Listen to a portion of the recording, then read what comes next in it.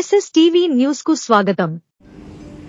మీ అందరికీ తెలిసినటువంటి వ్యక్తి, నాకన్నా ముందు ఇరిగేషన్ మంత్రిగా చేశారు. జగన్మోహన్ రెడ్డి గారిని నమ్ముకున్నటువంటి వ్యక్తి, నెల్లూరులో 2 సార్లు గెలుపొందినటువంటి వ్యక్తి, విశ్వాస పాత్రుడు. జగన్మోహన్ రెడ్డి గారు ఎక్కడ నిలబడమంటే అక్కడ నిలబడేటటువంటి వ్యక్తి, వాళ్ళ వెనుదిరిగేటటువంటి వ్యక్తి కాదు. ధైర్యంతో ఉన్నటువంటి వ్యక్తి, ఏ సమస్యనైనా ఎదుర్కోగలిగిన సత్తా కలిగినటువంటి యువకుడు డాక్టర్ అనిల్ యాదవ్.